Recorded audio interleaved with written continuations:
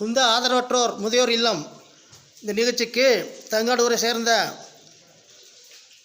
20 பேர் இன்று இந்த நிகழ்ச்சிக்கு உணவு சம்மந்தப்பட்டமாக ஒரு மாதத்திற்கு உண்டான பொருளை கொண்டு வந்து வழங்கியிருக்கிறார்கள். அது பற்றி மேனேஜிங் ட்ரஸ்டி கண்ணன் அவர்கள் ஒரு சில வார்த்தைகள் கூறுவார்கள். இன்றைய நாள் தங்காடு ஊரை சேர்ந்த பிரவீன் பசுபதி அவர்களின் தாயார் பிரேமா அவர்களின் 3வது ஆண்டு நினைவு விழாவை நமது ஆதரவற்ற முதியோர் இல்லத்தில் கொண்டாட வந்துள்ளார்கள். இவர்கள் வரும்போது இவர்களெல்லாம் இவர் மேலும்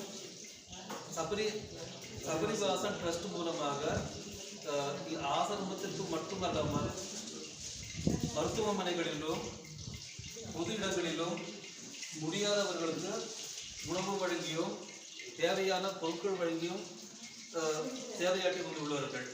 இந்த நேரம் இவரும் ஒரு சாய்பாபா பக்தர் என்ற முறையில் நமது ஆசிரமத்துக்கு வந்து சாய் பஜனை நடத்தி தனது அம்மாவின் நினைவு நாளை சிறப்பாக நடத்துவதற்கு நாங்கள் நன்றி கூறுகிறோம்.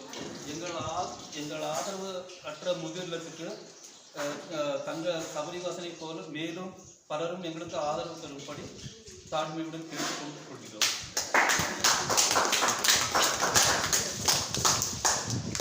தங்காடு ஊரை சேர்ந்த பிரேமா பசுபதி பிரவீனுடைய அம்மாவின் 3ஆம் நாள் நினைவை 3ஆம் ஆண்டு நினைவை கொண்டாடும் வகையில் எங்கள் குடும்பத்தை சேர்ந்த எல்லோரும் கொற்றக்கண்டியில் இருக்கும் முதியோர் இல்லத்திற்கு வந்து ஒரு மாதத்திற்கு தேவையான எல்லா மளிகை பொருட்களும் அம்மாவின் பேரில், அம்மாவின் எண்ணம் சொல் செயல் அந்த மாதிரி இருக்கு.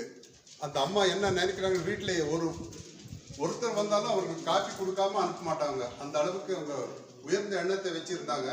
பகவான் கிரேஸ் ஒவ்வொருத்தருக்கும் கர்மா இருக்கு. அவங்க எப்போ போகணும் எப்போ இருக்கணும்னு சாமிக்கு தெரியும்.